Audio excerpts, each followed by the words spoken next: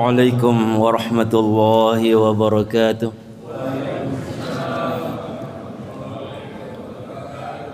Alhamdulillahi rabbil alamin. Nahmaduhu wa nasta'inuhu wa nastaghfiruh wa na'udzu billahi min shururi anfusina wa sayyiati a'malina. Man yahdihillahu fala mudilla lahu wa man yudlil fala hadiya lahu. أشهد أن لا إله إلا الله وحده لا شريك له وأشهد أن محمدا عبده ورسوله لا نبي ولا رسول بعده. اللهم صل على محمد وعلى آل محمد. إن أصدق الحديث كتاب الله وخير الهدي هدي محمد صلى الله عليه وسلم وشر الأمور محدثاتها وكل محدثة بدعة وكل بدعة ضلالة وكل ضلالة في النار. رب اشرح لي صدري ويسر لي أمري واحلل عقدة من لساني يفقهوا قولي. أما بعد. Bapak-bapak, ibu-ibu yang dirahmati oleh Allah SWT, alhamdulillah wa syukurillah summa alhamdulillah wa syukurillah summa alhamdulillah ala kulli hal. Kita bersyukur kepada Allah Rabbul Alamin atas semua limpahan rahmatnya kepada kita sekalian, yang dengan semua limpahan rahmatnya itu kita bisa menjalankan aktivitas hidup sehari-hari dalam rangka menunaikan kewajiban kita untuk beribadah kepada Allah SWT. Apapun yang bisa kita lakukan ini, kita habis salat subuh ya, berjamaah, zikir, ta'lim, enggak mungkin bisa kita lakukan ini semua kalau Allah enggak memberikan kepada kita kesehatan ya, atau kesempatan, dikasih hidayah oleh Allah untuk bergerak.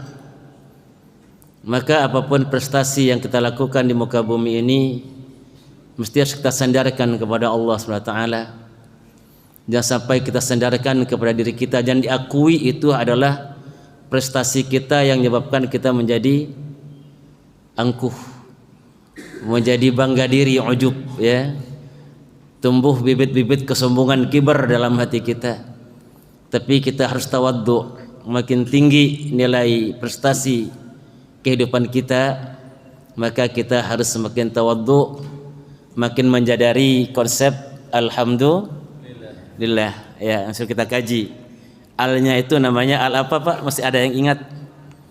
Pada alhamdulillah itu kan artinya segala puji bagi Allah ya. Mau segalanya itu ada di mana? Di alnya itu. Kalau kita ngaji ilmu tafsir itu al namanya al-istimaliyah. Al yang mencakup seluruh bentuk keterpujian. Maka seluruh keterpujian itu ada di al itu, namanya al-istimaliyah. Jadi al itu yang ada di Quran, di hadis itu banyak macamnya Pak. Ada al-ma'rifah, ada al-istimaliyah dan sebagainya. Nah, pada kalimat alhamdulillah, alnya itu bukan al-ma'rifah tapi al-istimaliyah, al yang mencakup seluruh bentuk keterpujian. Allah memuji dirinya, ya itu milik Allah. Allah memuji makhluknya, ya juga milik Allah juga. Makhluk memuji Allah, ya milik Allah juga. Makhluk memuji makhluk juga milik Allah. Maka segala bentuk keterpujian apapun juga semuanya milik Allah. Maka kalau kita mampu melakukan sebuah perbuatan, sebuah karya, sebuah amal yang di dalamnya berhak dipuji, maka pujian itu kita kembalikan kepada Allah Subhanahu wa ta'ala. Alhamdulillah, segala puji bagi Allah. Maka dengan kalimat alhamdulillah itu kita terus semangat membangun kebaikan amal di muka bumi ini, dan pada saat yang sama kita membangun ketawaduan hati, bukan ketinggian hati. Amal makin tinggi, hati makin merendahkan diri di hadapan Allah SWT dan di hadapan makhluknya. Salat dan salam kita sampaikan pada uswah qudwah kita, habibina wa syafi'ina wa qurrati ayunina sayyidina Rasulillah Muhammad sallallahu alaihi wasallam. Allahumma salli ala sayyidina Muhammad wa ala ali sayyidina Muhammad. Assalamu alayka ya Rasulullah. Assalamu alayka ya Nabi Allah. Assalamualaikum ya Habiballah. Assalamualaikum ayuhan Nabi wa rahmatullahi wabarakatuh. Bapak-bapak kalau umroh kan mesti mampir ke Madinah ya. Kalau lewat depan makam Nabi, apa yang Bapak Ibu ucapkan? Salam. Assalamualaikum ayuhan Nabi wa rahmatullahi wabarakatuh. Bergeser sedikit kita depan makam Abu Bakar As-Siddiq. Bergeser sedikit kita di makam Umar bin Khattab. Kita salam pada mereka. Dekat rasanya, tapi kalau kita jauh begini kita salam sampai ke salam kita kepada Rasulullah. Dalam hadis sahih yang kita bahas sampai. Dan Nabi langsung menjawabnya. Ma min muslimin yusallim alayya, tidak ada seorang pun muslim yang bersalam kepadaku, kata Nabi, illa raddallahu ruhi hatta uballigha alaihi salam. Hatta arudda alaihi salam, tidak ada seorang muslim pun yang bersalam kepadaku kecuali pasti Allah kembalikan ruhku agar aku jawab salam itu. Maka dalam kajian yang lalu adalah bentuk kesempurnaan cinta kita kepada Allah, kesempurnaan iman kita kepada Allah adalah mencintai Rasulullah sallallahu alaihi wasallam. Dan cinta ini tidak akan tumbuh kecuali Allah tanamkan ke hati kita.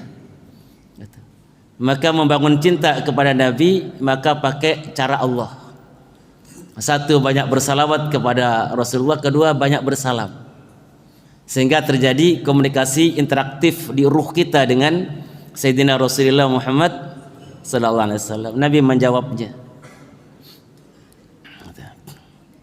Dan sudah kemudian ada yang bertanya, bukankah orang meninggal dunia itu putus amalnya, Pak? Ya, udah kita bahas. Yang putus amalnya itu orang kebanyakan. Orang-orang khusus tidak. Memang iya. Memang iya. Kalau kita ngaji dalil, maka akan ketemu dalil itu ada yang bersifat umum, ada yang bersifat khusus. Ada dalil-dalil umum, ada dalil-dalil khusus. Ketika ada dalil khusus, maka yang umum tidak berlaku. Sebagaimana semua hal itu bagusnya kanan. Tapi ketika takbir bareng nggak kanan duluan, ya. Pakai dalil khusus. Ketika keluar masuk kamar mandi kiri duluan, enggak pakai dalil umum, pakainya dalil khusus. Ya. Orang yang dikubur itu enggak mesti meninggal. Maka ada orang yang hidup wajib dikubur. Ya. Memang di mana dalilnya? Dalilnya ada di Al-Baqarah 154 dan Ali Imran 169. Tentang siapa itu? Tentang orang yang gugur di medan perang. Satu, di Al-Baqarah itu kita nggak boleh mengatakan mereka mati. Di Ali Imran kita nggak boleh beranggapan mereka mati, tapi harus dikubur. Di Al-Baqarah Allah mengatakan wala taqulu lima yuqtalu fi sabilillahi amwat. Jangan sekali-kali kamu katakan orang yang gugur dan Allah itu mati. Jangan kamu katakan dia mati. Bal ahya'u walakin la tash'urun. Dia hidup tapi kalian enggak merasakan kehidupannya. Al-Baqarah, jangan kamu bilang dia mati padahal gugur. Di Ali Imran 169 wala tahsabannal ladzina qutilu fi sabilillahi amwata. Jangan sekali-kali kamu menyangka orang yang gugur jalan Allah dia mati. Beranggapan dia mati enggak boleh. Mengatakan dia mati enggak boleh. Bal ahya'un inda rabbihim yurzaqun, dia hidup, dapat makan di sisi Tuhannya. Makan itu amal. Makan, minum, ya, beramal. Berarti ayat dan dalil itu ada yang bersifat umum, ada yang bersifat khusus. Nah, kalau yang gugur iman perang saja dikubur enggak meninggal dunia, kita mau bilang meninggal dunia enggak boleh, maka dengan ayat ini enggak boleh mengatakan dia mati syahid, enggak boleh. Bolehnya apa? Syahid saja, nggak pakai kata mati. Dia telah syahid di jalan Allah, nggak pakai kata mati, karena Allah melarang kita mengucapkan kata mati. Makanya orang-orang syahid itu nggak boleh disolatkan, nggak perlu disolatkan, karena yang disolatkan orang meninggal. Dia nggak meninggal, dia nggak mati. Orang yang disolatkan tuh orang yang butuh syafaat. Dia nggak butuh syafaat, tapi dia dikasih hak ngasih syafaat oleh Allah kepada 70 orang yang dia kehendaki. Nah, maka Rasulullah juga demikian, dan para nabi enggak putus amalnya. Masih sholat di Masjidil Aqsa, Nabi yang mengimami. Hanya ada 2 nabi yang hidup, Nabi Muhammad dan Nabi Isa, yang lain telah dikubur semuanya. Tapi mereka masih sholat berjamaah dengan Rasulullah. Maka kita jangan sekali-kali mengecilkan kita bersalam kepada, atau kita melupakan, atau kita mengabaikan bersalam kepada Rasulullah sallallahu alaihi wasallam. Assalamualaikum ayuhan nabi wa rahmatullahi wa barakatuh. Maka kata Nabi, Allah kembalikan ruhku sampai aku jawab salam orang itu. Indah enggak kita salam-salaman dengan Rasulullah? Ya Allah. Ya. Ini cara tercepat VVIP bagaimana kita ini mengikatkan ruh kita dengan Sayyidina Rasulullah Muhammad SAW. Kalau pakai cara kita lama, pakai cara Allah. Man shalla alaiya salatan sallallahu alaihi asyra. Barang siapa salat kepadaku 1, Allah balas dengan salat Allah 10. Itu pakai cara Allah. Maka perbanyak membaca salawat, terbanyak membaca salam, mengucapkan salam kepada Sayyidina Rasulullah Muhammad SAW. Ibu-ibu dan bapak-bapak sekalian dirahmati oleh Allah Subhanahu wa taala, karena akan menggerakkan kita itu beramal adalah cinta. Seorang ibu, seorang ayah rela enggak tidur walaupun capek pulang kerja karena anaknya sedang meriang. Cinta membuat dia kehilangan rasa kantuknya, rasa lelahnya. Begitu kita menggerakkan kita begini-begini, ini ada cinta kepada Allah dan Rasulnya. Kita itu bisa dengan gampang meninggalkan kesukaan kita, hawa nafsu kita, dan melaksanakan amal-amal berat untuk beribadah jadi ringan karena cinta. Maka kita mengharap Allah mencintai kita dan Allah tumbuhkan cinta di hati kita. Ibu-ibu dan bapak sekalian yang dirahmati oleh Allah Subhanahu wa taala, tema kajian kita hari ini adalah apa? Dosa dan durhakanya orang tua kepada anak. Kalau selama ini durhaka anak kepada orang tua itu mah biasa, udah sering dikaji. Tapi jangan lupa bahwasanya nanti akan banyak durhakanya orang tua kepada anak. Ya.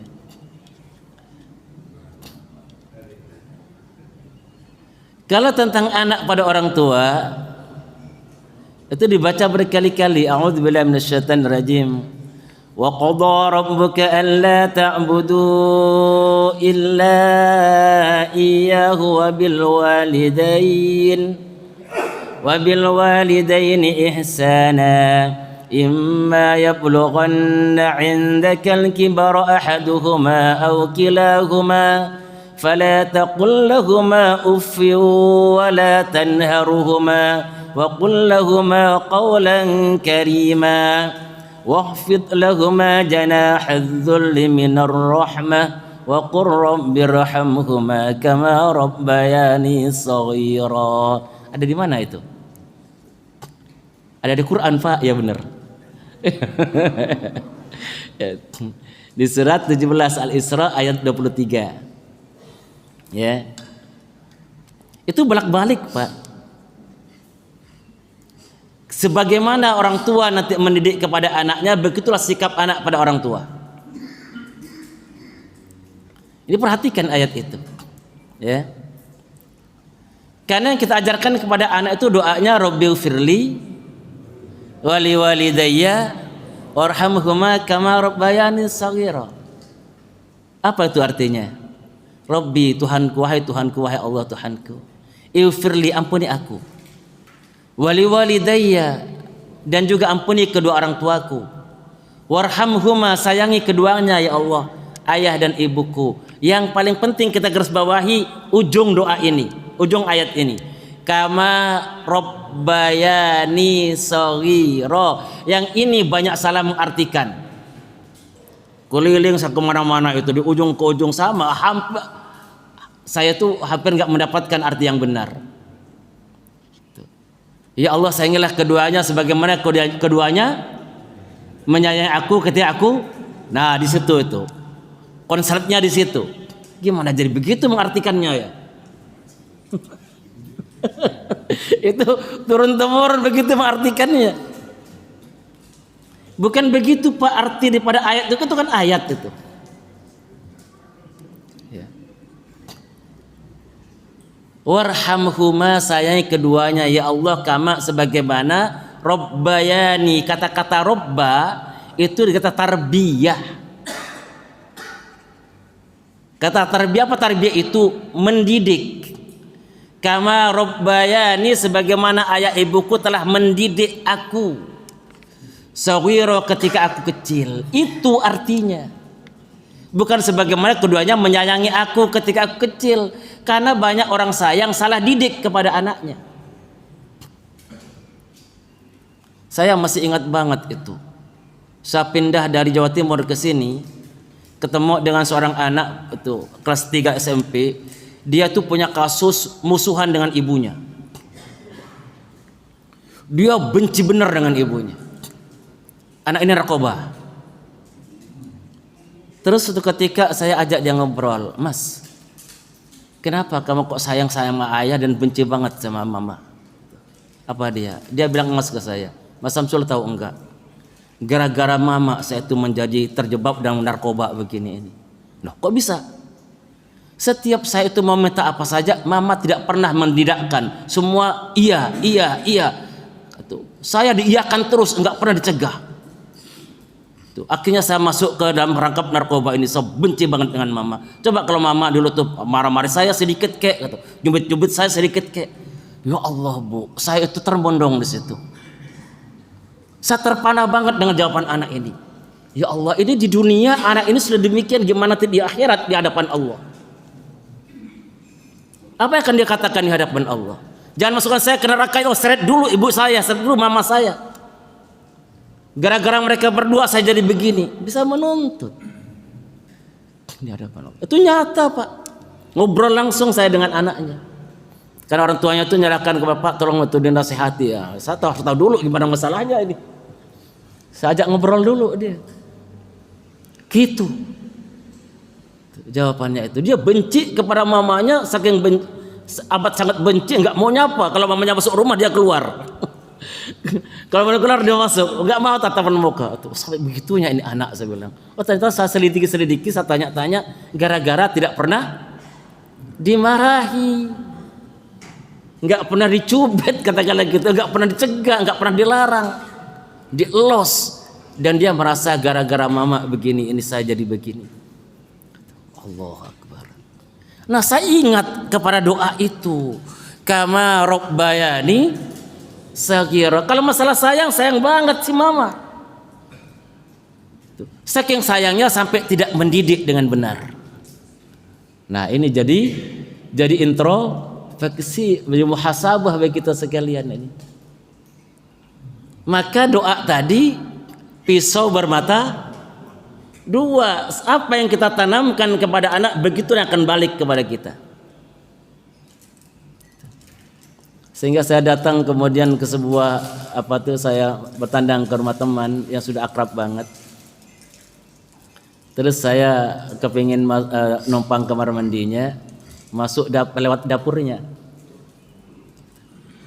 Kemudian di tempat cuci piring itu, mata saya melihat ada kertas ditempel di situ. Tulisannya begini ya. Kalau masih punya hati, cuci piring sendiri-sendiri. Kalau masih punya hati, cuci piring sendiri-sendiri. Itu di tempat cuci piring Pak, ditempel begitu. Saya baca selintas, terus begitu saya keluar. Ada kita ngobrol saya dengan teman saya itu, saya istrinya. Itu ada tulisan begitu. Gimana ceritanya kok sampai ada pakai bawa-bawa hati segala dengan piring?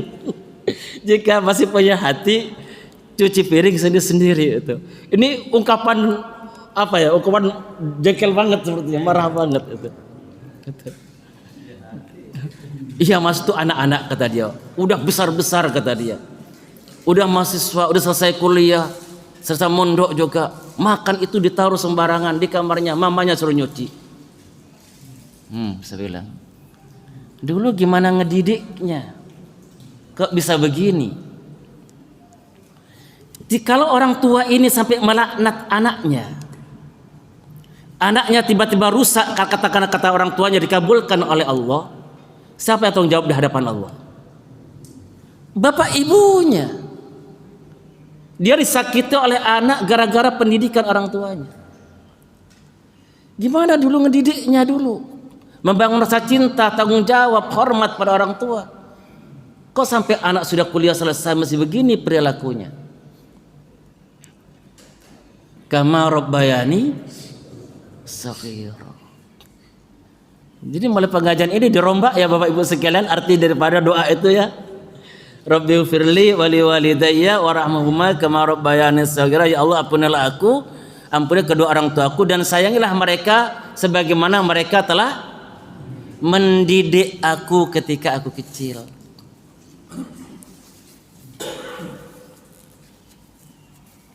Kata-kata robba, yurabbi. Robba yurabbi itu mendidik, mengasuh, mengarahkan. Makanya tarbiyah.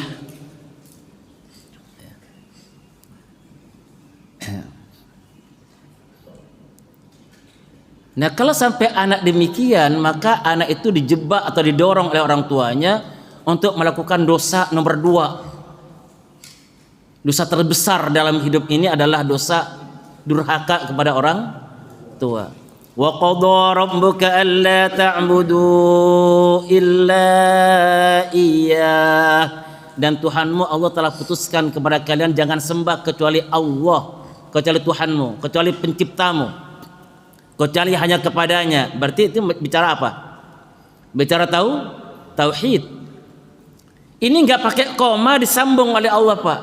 Wa bil walidaini ihsana, dan hendaklah kalian berbuat baik kepada kedua orang tua. Sehingga kata para ulama, nilai agama tertinggi di muka bumi adalah tauhid, yang kedua berbakti kepada orang tua. Maka ridho Allah adalah, ridho orang tua adalah ridho Allah. Ridho Allah berada di ridho orang tua. Sehingga dosa paling besar adalah syirik, di bawah syirik adalah durhaka kepada orang tua. Langsung digandeng di ayat. Allah Ta'ala. Sampai dirinci. Imma yablughanna indakal kibara ahaduhuma aw kilahuma fala taqul lahumā uffin wa la tanharhumā wa qul lahumā qawlan karīmā. Jika kedua orang tuamu atau salah satu di antara keduanya sepuh di hadapanmu dalam pengasuhanmu, jangan ucapkan kepada keduanya ah.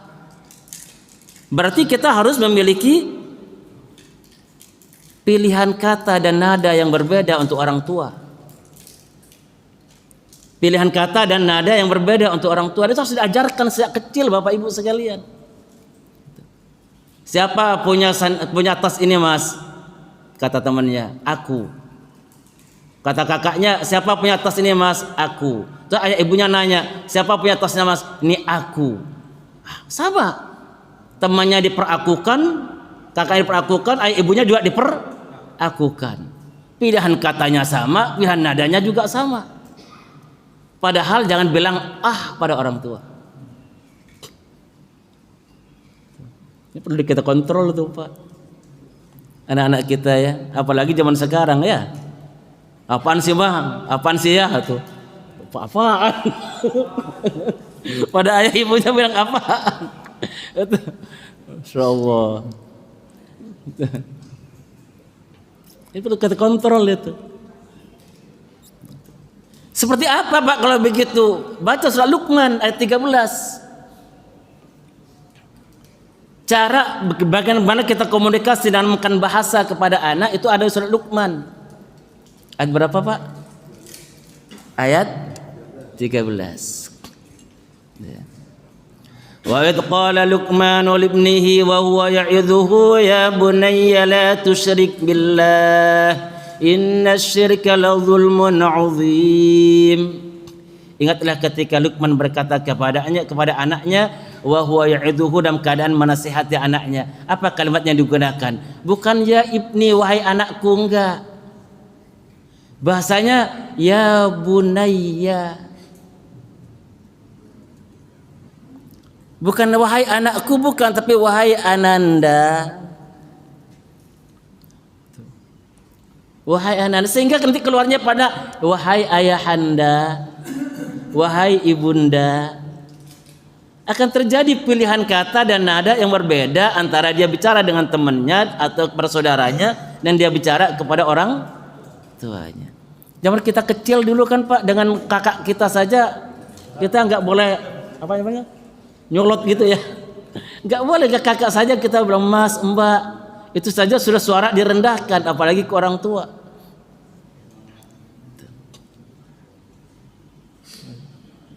Pakai ya bunayya.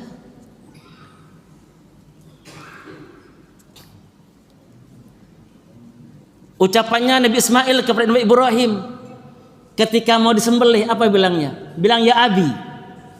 Bukan ya abi, bukan. Ya abati. Ya abatif.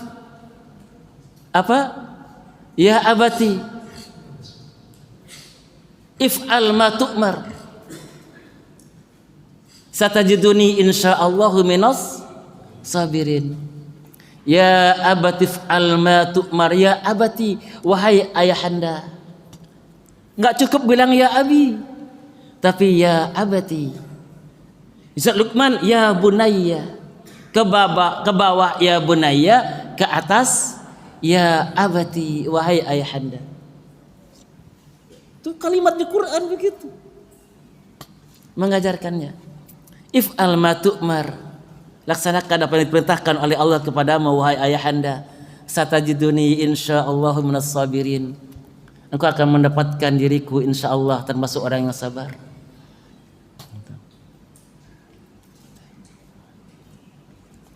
Itu kaitannya antara pendidikan orang tua terhadap sikap anak kepada orang tua. Maka Bapak Ibu sekalian yang dirahmati oleh Allah SWT, setiap orang yang berani melakukan akad nikah, setiap orang yang berani untuk melakukan ijab qabul akad nikah, aku terima nikahnya dan kawinnya dengan mahar tersebut tunai, maka dia diingatkan oleh Allah pada surat 66 ayat 6. Gampang ingatnya. Ya. Surat apa itu? Surat 66. At-Tahrim. Ayat 6, 666. Itu harus menjadi, enggak boleh enggak hafal ayat itu. Karena ayat itu akan berbicara pertanggungjawaban seseorang yang berani melakukan akad nikah. Kita udah akad nikah semua belum?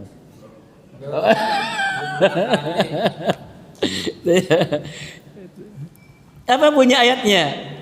A'udzubillahi minasyaitonir rajim.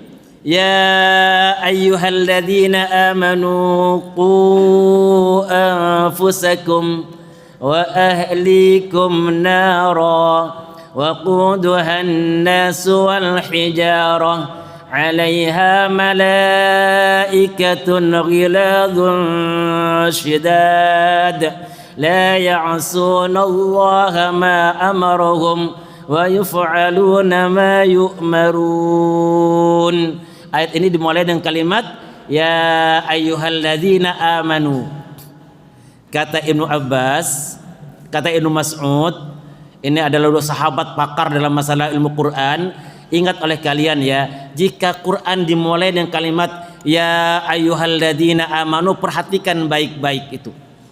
Jika Quran dimulai dengan kalimat wahai orang-orang yang beriman, perhatikan baik-baik oleh kalian, karena setelah bunyi ayat ini hanya ada dua kemungkinan.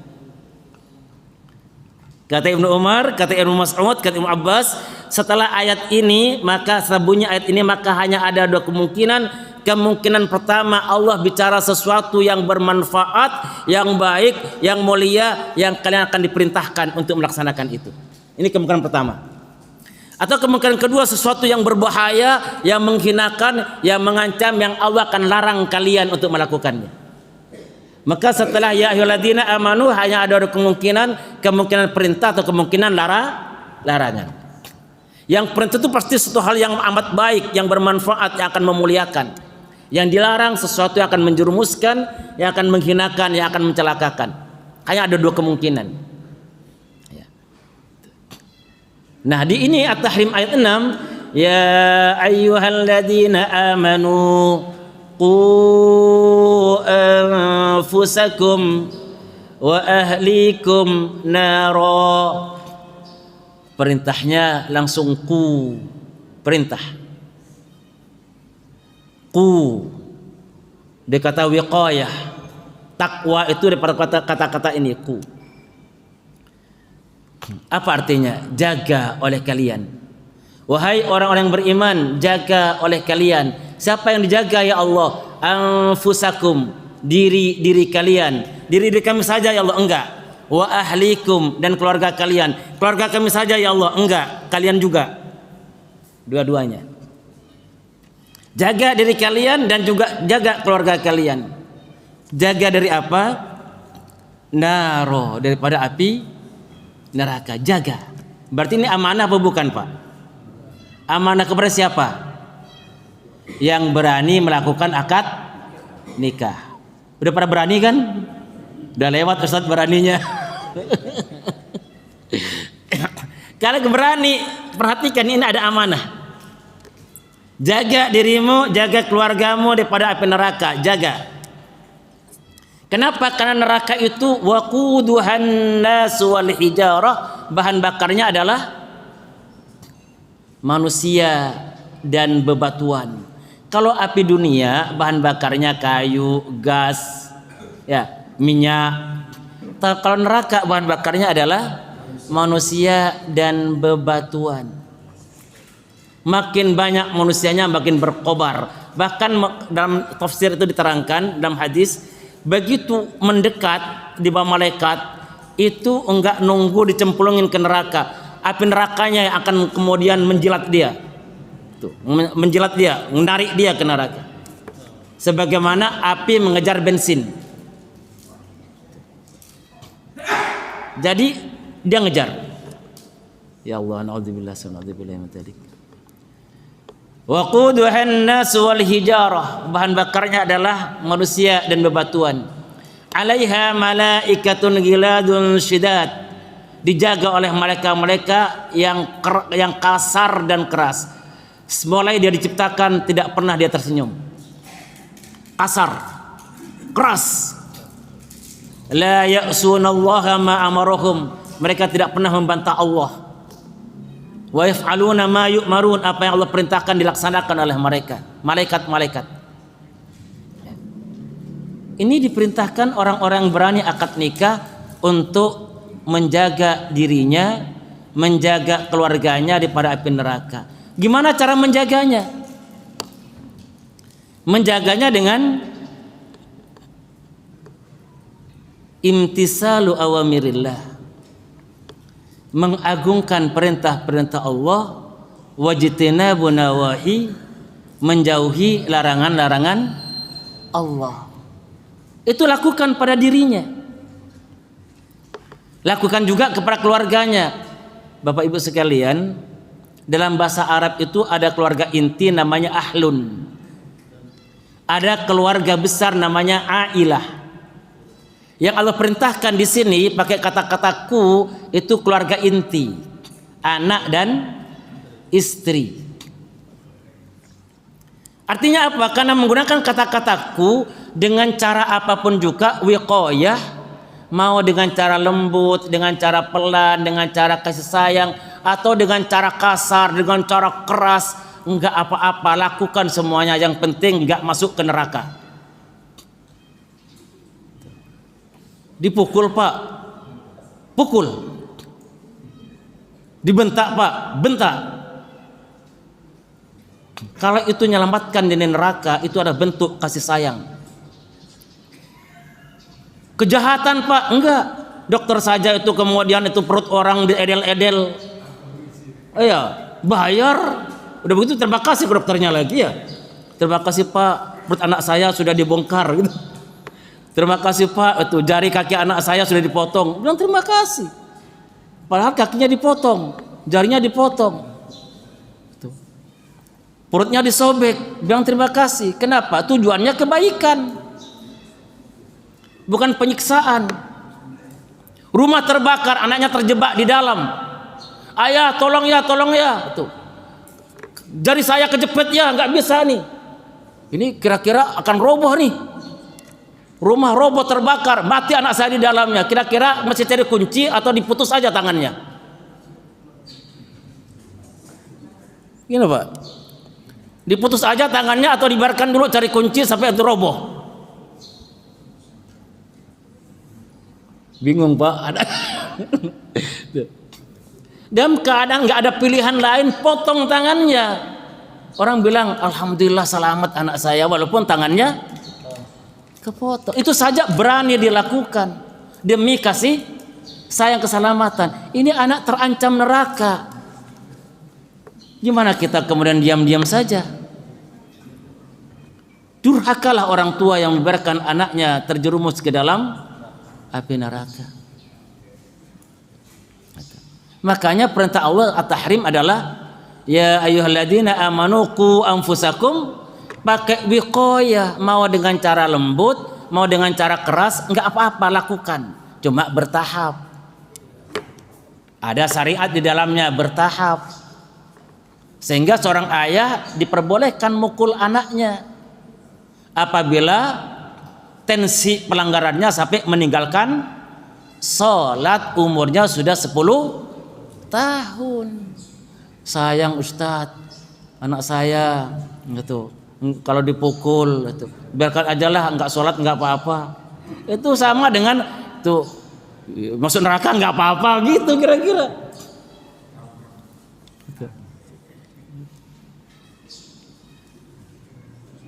Pakai ku, anak dan istri. Istri boleh juga dipukul. Ah, gimana nih?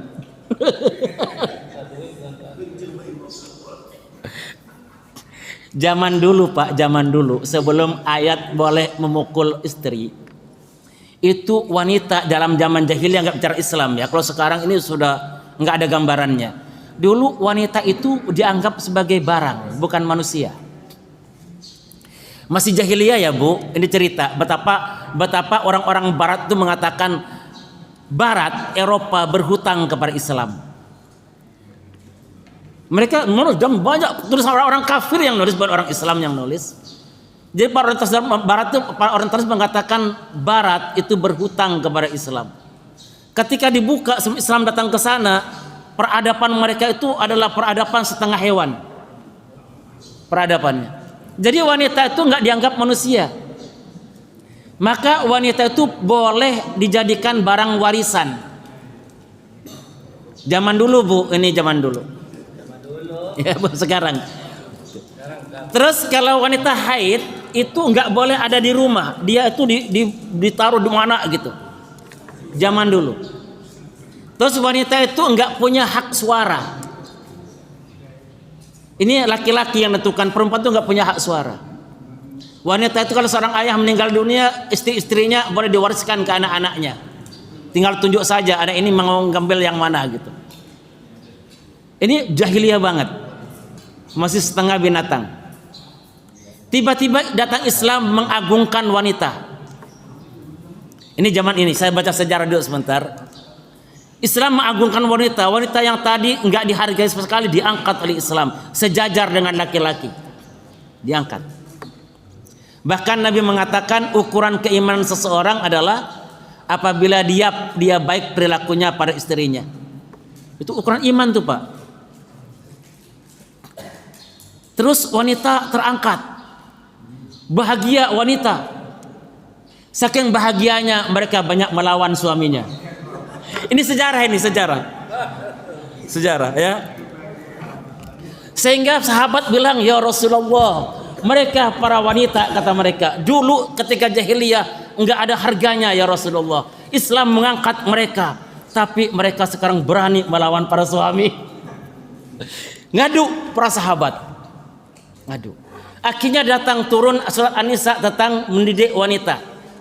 Apabila wanita kamu wa in khiftum shiqaq bainahuma, jika kamu takut nusus, mereka takut durhaka kepada kamu, kepada kalian, maka nasihati dia. Ketika nasihati tidak bisa, tinggalkan di tempat tidur. Masih belum bisa juga, pukul mereka. Datanglah syariat mukul. Setelah itu ayat turun, maka para wanita datang pada Rasulullah. Ya Rasulullah, kemarin-kemarin tidak ada suami kami yang berani untuk bentak-bentak. Sekarang mereka bentak, tinggalkan tidur. Bahkan kami dipukul ya Rasulullah. Apa kata Nabi? Bukan untuk ini Quran diturunkan. Bukan untuk apa? Saling melawan, saling bukan menggunakan pembenaran bagi wanita untuk melawan suaminya, bukan melakukan pembenaran oleh suami untuk memukul istrinya. Jadi jangan sampai salah pegang ajaran yang lurus dibelokkan oleh hawa nafsu. Ada ajarannya, tapi apabila sampai pada tingkat tertentu itu digunakan mestinya untuk sebagaimana maksud ayat, bukan sebagaimana maksud diri kita. Mumpung ada ayatnya nih, cubitin aja. Maksud ayat itu untuk membangun keluarga sakinah, mawaddah, warahmah, semuanya selamat daripada neraka. Itu maksud ayat itu. Ya. Harus tempatkan kembali kepada posisinya. Nah, Bapak Ibu sekalian yang dirahmati oleh Allah SWT, kita bahas surah apa tadi? At-Tahrim ayat 6 ya. Oleh karena itu, Bapak Ibu sekalian, jangan menunda-nunda perbuatan yang baik, terutama pendidikan ini, jangan tunda-tunda. Orang yang sempat di pagi hari jangan tunda di sore hari. Orang yang sempat di sore hari jangan tunda di pagi hari. Kata Nabi dalam hadis sahih di Imam Bukhari Muslim, Nabi bersabda, "Badiru bil a'mal." Kata Nabi, segera kalian beramal, jangan tunda-tunda. Apalagi mendidik anak, jangan ditunda-tunda. Badiru bil a'mal, segera kalian beramal. Fitanan kaqatil lail mudlim, akan datang fitnah seperti potongan-potongan malam. Nabi katakan fitanan kaqatil lail mudlim, akan datang fitnah seperti potongan-potongan malam, makin kesini makin pekat, makin gelap, orang nggak tahu lagi mana yang benar mana yang salah. Maka kata Nabi, yusbihur rajulu mu'minan wa yumsi kafiran. Pagi dia masih sholat subuh berjamaah, masih muslim, tapi sorenya dia sudah berada di gereja. Sorenya dia sudah berada di barisan orang kafir. Au yumsi mu'minan wa yusbihu kafiran. Sorenya dia masih salat asar berjamaah, tapi paginya sudah berada di barisan orang kafir. Yabi'u dinahu bi'aradin minad dunya, dia jual agamanya dengan sepotong kesenangan dunia. Jadi untuk masalah pendidikan, masalah tauhid, masalah amal soleh, ini jangan ditunda-tunda. Karena kita tidak tahu, nggak pernah tahu di mana akhir umur kita, nggak pernah tahu. Maka kata Nabi, badiru bil a'mal, akan ada fitnah-fitnah yang datang seperti potongan-potongan malam. Makin dekat kepada kiamat, makin cepat tanda-tanda kiamat itu, satu tanda ke tanda berikutnya makin cepat, makin cepat. Dan di antara tanda kiamat itu nanti semuanya akan berbicara. Batu berbicara, pohon-pohon berbicara, dan bicara beneran. Semua orang mendengar. Dan itu tanda-tanda itu makin dekat dengan adanya teknologi modern sekarang ini. Bapak Ibu sekalian, sudah jadi kehendak Allah bahwasanya saat kita berada di dunia teknologi informatika yang cepat ya, yang terakhir ini adalah AI namanya kan. AI itu kecerdasan buatan itu bukan main. Saya ngeri-ngeri banget.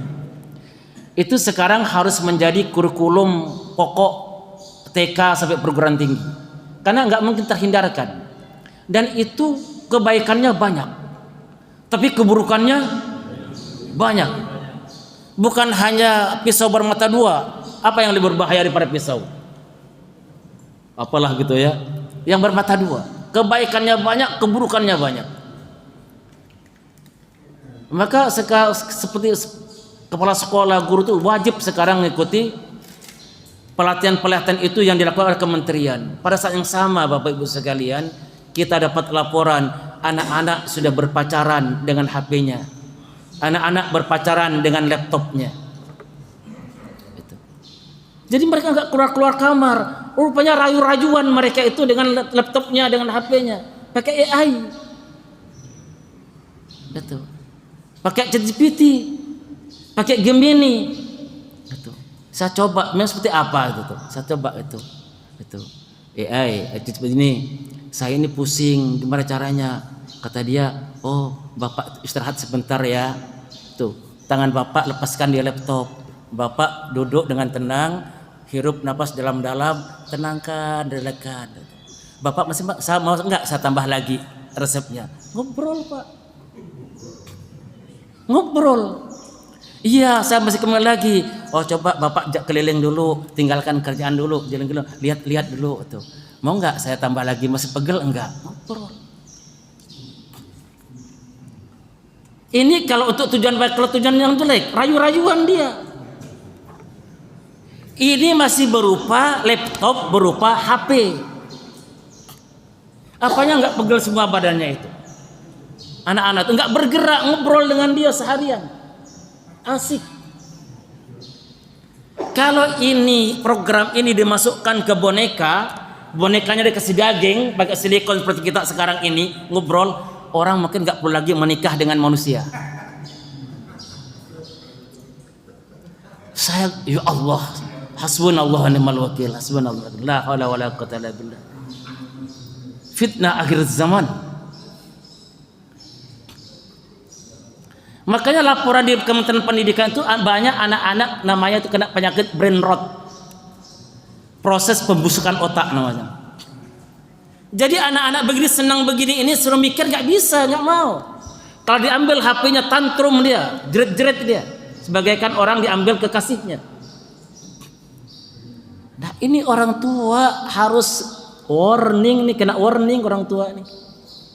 Betul. Orang tua. Kita nih. Ya Allah, seperti apa anak saya nanti ya? Seperti apa cucu saya nanti ya? Makanya beberapa orang tua itu akhirnya mengambil sikap disibukkan anaknya. Senin taekwondo, Selasa renang, Rabu les matematika, sengaja disibukkan agar gak tenggelam dalam apa ini? Fitnah digital ini. Ini kalau salah gunakan Pak, jadi dajjal ini dalam keluarga kita. Ini ada di kantong kita, ada di kamar anak-anak kita semuanya. Ya Allah. Terakhir saya sudah kata jamaah kemarin pada waktu itu saya khutbah ini, sudah ada Pak bonekanya sekarang Pak. Bapak apa itu kurang informasi? Udah diproduksi besar-besaran di Amerika kata, udah bisa diajak ngomong. Dia bisa bergerak Pak, karena sekarang itu pelajaran tentang roboting, itu coding, itu harus diajarkan mulai TK. Bagaimana program tuh robot sebagainya. Jangan tanya para insinyur, para pakar ya.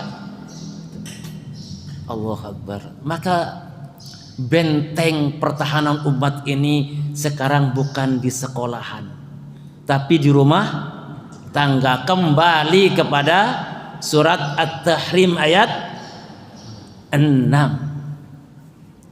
Surat 66 ayat 6. Kalau enggak, kasus anak akan dihujat oleh orang tua, dihujat oleh anaknya. Bukan hanya terjadi pada kasus yang saya temukan itu ya. Dalam segala bentuknya mungkin akan banyak orang-orang akan menghujat orang tua, anak-anak menghujat orang tua. Di antaranya adalah putusnya rasa kasih sayang. Generasi kita dulu kan orang tua kita keras-keras ya. Ya. Kalau mukul tuh mukul beneran. Kalau nyobet beneran, kita nangis beneran. Tapi rasanya kok kita lihat di lembar hati kita nggak ada kebencian pada orang tua ya. Orang tua melakukan sedikit kita tampil ke depan untuk ambil tindakan gitu. Tapi anak-anak sekarang begitu longgar orang tuanya, begitu kok nggak kepanggil ya kepada orang tuanya. Teriak-teriak berapa kali baru datang dia. Samsul, woi. Dulu kita buru-buru begitu digampar oleh ayah. Ulang lagi gitu. Kalau dulu tuh Samsul kita di mana tuh lari. Tuh, iya ya gitu. Masih terus kita bilang, iya ya gitu. Dia suara rendah. Anak sekarang Samsul, ya ayo. Sama itu tidak juga. Sama kira-kira ya Pak ya. Fenomena itu sekarang ada di mana-mana.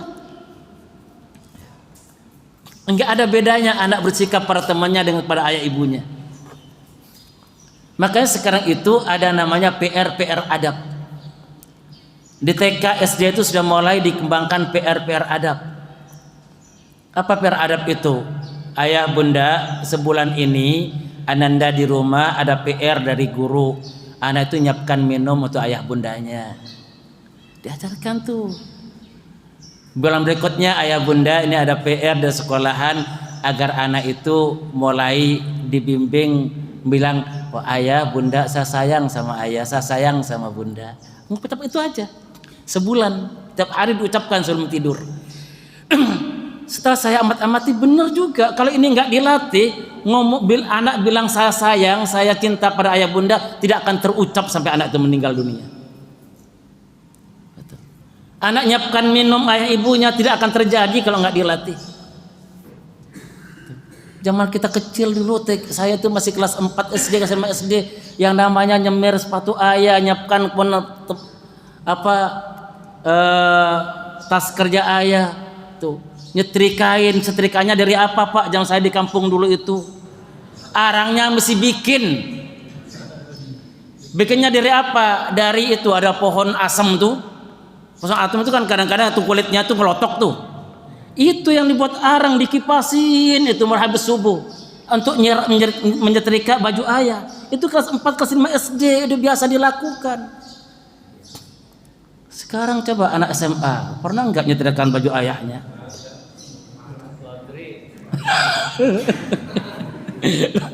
Laundry. Pernah enggak dia tuh bikinkan teh kopi ayahnya? Ayah capek ya, saya pijetin. Pernah enggak ngomong begitu? Apa yang saya bantu mah? Enggak terucap Pak. Datang masa apa mah? Enggak enak mah tuh sama yang lain. Jauh banget dengan generasi kita dulu Pak. Ini harus hidupkan lagi di keluarga kita. Terlanjur jadi kakek siapa? Ya anak kita bilangin.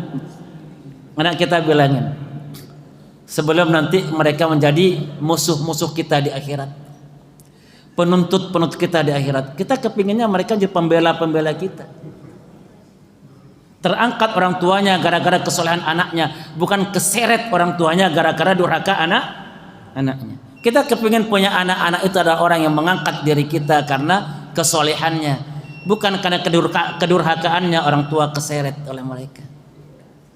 Dua kutub yang sangat berbeda. Kama rabbayani shaghira. Titiknya itu Pak. Jangan sampai salah mengartikan daripada doa ini. Kama rabbayani shaghira, sebagaimana mereka berdua telah mendidik aku waktu kecil ya Allah. Maka kita introspeksi kembali bagaimana pola pendidikan yang kita tanamkan di keluarga kita. Fitnah datang di segala arah dan benteng itu adalah rumah tangga. Benteng utama itu ada di rumah tangga kita. Maka siapkan kita menjadi orang tua terbaik. Kalau sekarang sudah jadi kakek nenek terbaik. Kalau ayah ibu terbaik. Untuk memberikan tarbiyah terbaik kepada anak-anak kita yang akan memuliakan mereka di dunia dan akhirat, yang dengan itu kita keangkat. Jangan sampai mereka jadi durhaka yang dengan itu kita terseret. Dua kutub yang berbeda dari tarbiyah yang kita lakukan. Terakhir, kalau tadi saya masuk dengan At-Tahrim ayat 6, maka penutupnya adalah surah An-Nisa ayat 9. An-Nisa ayat 9. A'udzubillahi minasyaitonir rajim. Wal yakhshal ladzina law taraku min khalfihim dzurriyyatan dhi'afa khafu 'alaihim falyattaqullaha wal yaqulu qawlan sadida. Allah katakan wal yakhshal ladzina law taraku min khalfihim dzurriyyatan dhi'afa, hendaklah mereka takut meninggalkan generasi lemah di belakang mereka. Hendaklah orang-orang beriman itu khawatir meninggalkan generasi yang lemah di belakang mereka. Lemah apa? Lemah segalanya. Lemah ilmu pengetahuannya, lemah sosialnya, lemah fisiknya, yang paling berbahaya lemah imannya, lemah amalnya. Dan semua itu bisa dilakukan oleh fitnah yang bernama teknologi digital yang salah pegang. Kalau benar megangnya akan menaikkan, salah pegang menjerumuskan. Falyattaqullah, hendaklah kalian semua bertakwa kepada Allah.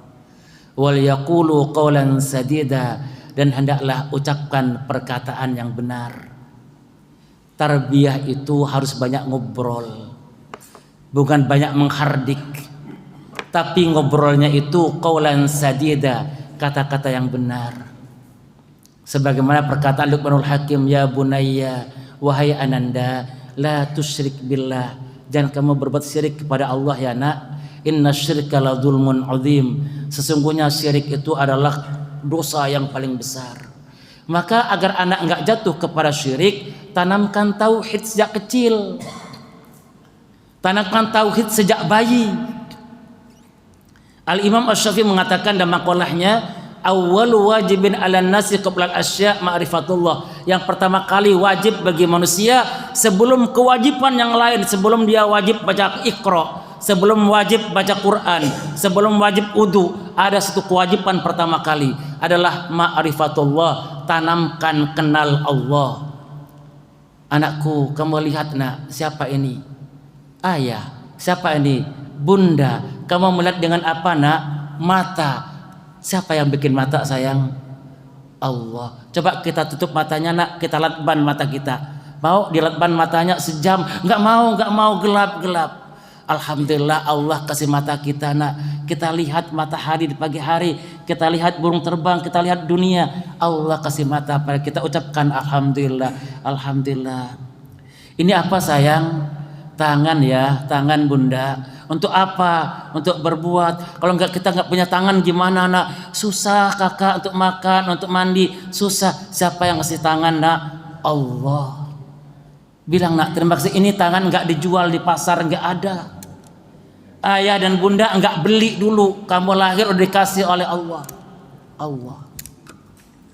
Kamu bisa dengar nggak nak? Ayah bicara, dengar. Kenapa ada telinga? Siapa yang bikin telinga? Kalau kita budek gimana nak? Coba kita tutup. Kamu dengar enggak kata-kata ayah? Enggak dengar ya. Cuma gini-gini doang kan. Coba kalau enggak dengar suara seperti apa? Mau enggak dia tutup sehari? Enggak. Siapa yang bikin telinga nak? Allah. Ini cara ma'rifatullah kepada anak. Dialog, ngobrol. Wa qulu qawlan sadida, dan berkatalah kalian yang kata-kata yang benar. Jangan diperdengarkan Doraemon. Tuh, bolak-balik Doraemon. Coba ya kita punya mobil seperti Doraemon. Siapa yang bikin mata nak? Doraemon. Doraemon. Allahu Akbar. Kenalkan kepada Allah. Ini Pak yang paling bermanfaat kita hidup di muka bumi ini. Kenal Allah, jadi hamba Allah, ini yang akan naikkan derajat kita di muka bumi dan di akhirat. Tidak akan kecewa kita dengan ini. Tidak akan kecewa, demi Allah. Jadi orang kaya bertakwa tidak akan kecewa. Jadi orang alim bertakwa tidak kecewa. Jadi orang sehat bertakwa enggak kecewa. Jadi orang sakit bertakwa enggak kecewa. Jadi orang yang kurang ilmu bertakwa enggak kecewa. Akan cari ilmu. Jadi orang sakit bertakwa nggak kecewa karena dia itu akan sabar dan tahu rahmat Allah di balik kesabaran itu. Ya. Ma'rifatullah, takwa. Ini kita tanamkan pada diri kita, tanamkan pada keluarga kita. Ku anfusakum wa ahlikum nar. Udah Ustaz ya? Ya.